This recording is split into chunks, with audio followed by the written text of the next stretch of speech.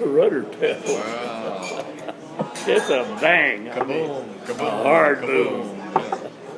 So those tech reps are valuable guys. And they were all Pratt & Whitney engines. Pratt & Whitney. F-100? Well, that's called the airplane was the F-100, but the engine was called the J-57. Sure. And it was a good engine, but sometimes the afterburner gave us trouble. But You're ready boy, for it was a reliable No, engine. I'm good. I'm good. It was reliable. I made 5 crossings of the Pacific in that airplane, and that engine just purred all over. How many sips of fuel does that take to do that? Well, for instance, we used to sometimes launch out of Clovis, New Mexico, Yeah. Cannon Air Force Base. We'd fly all the way to the West Coast, and we'd rendezvous with the tankers there, and then go toward Hawaii and refuel en route to Hawaii, and then we'd drop off. So now we had enough fuel to make it to the next air refueling, and the next air refueling was about halfway to Hawaii. Huh. And we'd hook up with some more tankers there. And now we had enough fuel not only go to Hawaii, but we could also go to Norfolk. Is that about 1,000 miles a leg, or? Oh, it's a long haul.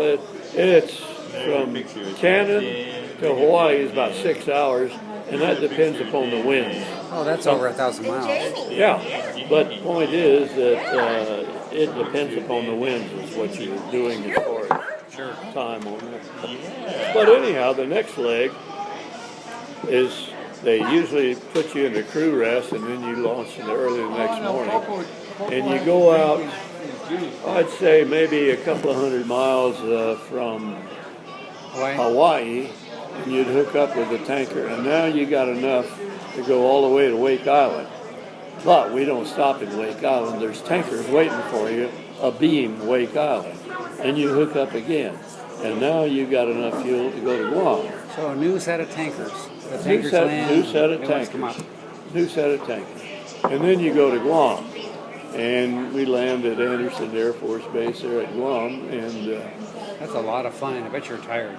no, I wasn't too tired because let me tell you something. Now, you're a doctor. You got to listen to this. You know how they used to prep us for that if we knew early on. For instance, when I went back to Vietnam the first time there, I didn't have any early warning. But if we knew we were deploying, they would put us into what they call crew rest. And they would give us sleeping pills to let us go to, and they'd put us in real quiet quarters to make sure we got a good, and then they'd get us up in the morning and they would feed us what they call high protein, low residue diet. And we would eat that diet, and at the same time they'd give us go pills. I forget what they call them. Caffeine? No, they weren't caffeine. They were more than that. Benadryl. Maybe it was that, but we called them go pills. Now listen to this. They said, okay, now you take this, but he said, when you start getting tired and you get ready to your probably last refueling, you better take another go pill so that after the refueling you'll be alert so that you go into your instrument approach at wherever it was, Honolulu or Anderson. You need to be on your game.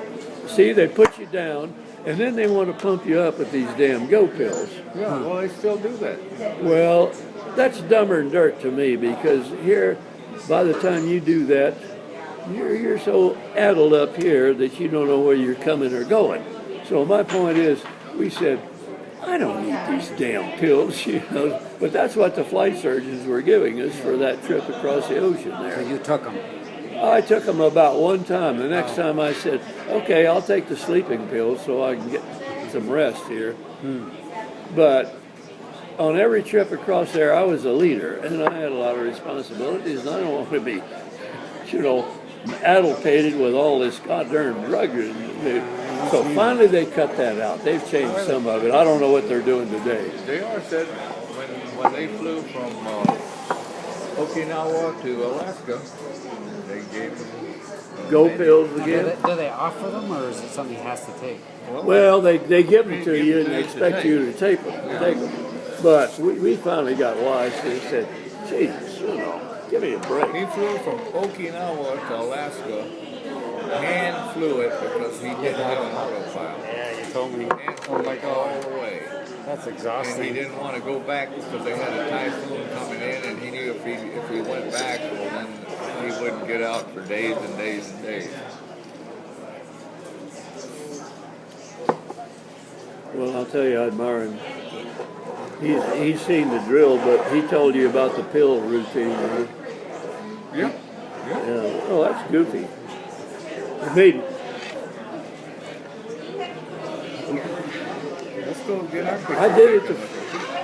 I did it on the first crossing, but I never did it again, and I made 4 more crossings of the Pacific there. And I took the sleeping pill. It's too bad the approach to minimums is always after 8 hours of flying. Yeah, isn't that true? Wow. Isn't that true? And then you got stinking weather on top of that. Huh? What kind of approaches did you have? GCA? Usually we had TACAN approach to a GCA pickup. Huh. So GCA radar. So TACAN will take your self-bar and then... TACAN was the initial approach fix. Right. And we usually arrive there with a cell of at least 6 airplanes. And what we do is, if I'm the leader, I start a dadgum racetrack pattern, 2-minute turn, go back 2 minutes, 2 minutes more, and then back another 2 minutes to the dadgum initial approach fix and start the descent. And you go all the way out to the procedure turn and come back in to like you're going to intercept the glide path, and you get picked up by the GCA at that point, and they give you the final approach. And then the other guys are doing the same thing, taking spacing, because GCA can only handle, 2 at a time. Did you have air traffic control to give you certain altitudes at the initial approach fix? Oh yeah, we knew. You were talking to them? We or- knew en route, yeah. For instance, when I went into Clark Air Base on this one deployment there, That's Guam. I was from That's Guam. in the Philippines. I was from Guam, and I was going into Clark Air Base. Philippines, okay. And after I had finished my last refueling and gone another 2 hours or so, I was in range to call the Philippines, and I called them and said, "What's the weather at Clark Air Base?" And he said, "Sir, we've got thunderstorms. There is a typhoon blowing in on the east coast of the," and he said, "We've got hard rain, thunderstorms." And I said, "Well, how about alternates?" I said, "What is Navy Subic Point, Subic Bay Naval Air Station? QB Point, they call it." And they said they're below minimums. I said, "Well, how about Manila International, which is just a civilian airport, below minimum?" Can you get a tanker at that point? No tanker. No. Now you're committed, and you got all these guys are leading in behind you there. So you say, well, we guess we're going to suck it up, man, because Clark was above minimums, but they had hard driving rain in this typhoon and a lot of strong winds. So we got them all on the ground safely, but that's how we did it, But it was so bad when I landed off the GCA. I didn't see the runway. I saw the high intensity yellow approach lights on final. I could pick those up, and my poor wingman was hanging tight on my wing there, because we were coming down a pair at a time there. And so we got touched down past the threshold nicely and everything, but as soon as I touched down, the water was so deep on the runway, there were big rooster tails coming off like this, and my poor damn wingman over Couldn't here. see anything. Before I could pull my Submarine. drag chute, I had to check and make sure my wingman had his drag chute, because he's got to slow down do before first, I do. yeah. And I looked over at that poor sucker. The water off my goddamn gear was going right over his cockpit. He couldn't see crap, So, His face. yeah, Up scope. yeah, right. But anyhow, that's the kind of stuff you can expect to encounter, sometimes. But yeah, thank you. I'm going to just sit that. Suck on that last ice cube. But anyhow, that's what you can expect sometimes. But anyhow, to make a long story out of it, after we got on the ground, of course, everybody all the way back to Tactical Air Command headquarters knew what the hell we'd run into. And the commander of Pacific Air Force came out there real quick. He jumped in his 707 or whatever the hell his big bird was there, and he flew right straight to Clark. And he landed, and he summoned me up. And he said, "What happened?" And he wanted me to know. And I told him about, well, we didn't have any alternative after I found out under the minimums that were below minimums at both International and also QB Point. We're boxed in. And so the wing commander was a guy by the name of George Lavin. He's the one that gave the go signal when we were at Guam. This 4-star general got hold of him, and he said, "I want you to come over here, and we're going to talk to these fighter pilots." So he was asking me what happened, and then he was talking to some of my fighter pilots and everything, because one of them had a real hairy deal.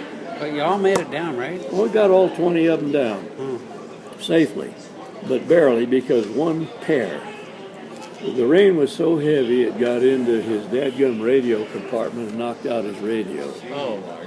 And so he told his wingman, "You take the lead." He had you signal like this, no transmitter, no receiver, and he went like that. "You take the lead." So his wingman is a young Air Force Academy graduate.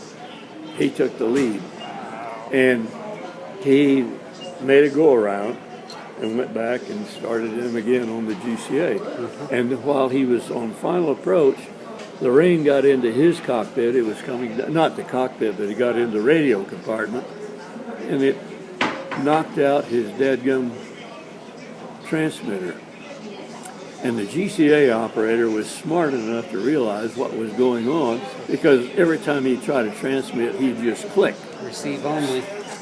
So the GCA operator, an enlisted man, a sergeant, said, "Okay, I understand you got a problem, but if you'll just click the mic button here every time you receive my instructions, then we'll just continue the approach." And this young Air Force Academy graduate leading that thing, he nailed it. He got it right in there. So this all got back to both Tactical Air Command and also to General, what the hell was his name? I'll think of it here in a minute, but a little tiny short guy. But anyhow, he came in and he wanted to talk to me about what happened there on that. And then this wing commander came up there and he started butting in on the conversation. And that little 4-star general said, "Shut up, I want to talk to these fighter pilots." You know? And 2 days later, no, I guess it was 3 days later, he fired that wing commander for ever giving the go signal to tell us to come in while there's a goddamn typhoon blowing in. And he deserved it. So if you're fired, you're demoted in the military, or That ended his career. You just go to another job and And you it just, goes on your record. he retired very shortly after that. And you know what he did? He went to work for the McDonnell Douglas, and that was when they were selling them F-15s over there out of McDonnell Douglas over in Israel. I thought you were going to say he worked for the government. No, he went to work for McDonnell Douglas, and he became a representative over in there. And he did help out those people, because that was when they fought that dadgum Yom Kippur War. And they kicked ass in the F-15. Oh, yeah. They blew every goddamn Egyptian and every dadgum Syrian out of the sky. Well, you've seen that video of the F-15 that had a mid-air collision Oh, in yeah. Israel. Took off the wing? Yes, I did. Was able to land. I don't know how that guy did it, but you know, I had the opportunity to train some of the Israeli pilots at Davis Mountain right here, Really? because that was back when they were getting F-4s from us. Yeah. They're goddamn good pilots, I'll I'm tell you sure what. they are. They I'll give you an anecdote They and tell have you a how hell of good a they record. are. We had a young Air Force Academy graduate here working as one of our instructors. And he instructed some of these Israelis, and he realized, boy, these guys are really good. But he was Jewish. This instructor pilot was. was Jewish. So he talked to those Israelis and said, boy, you know, I'd like to go fly with you guys there, because, they were threatening Israel, and that's his big base. They went over there, and he thought he was going to get to fly F-4s with them. They said no. You know what he wound up flying?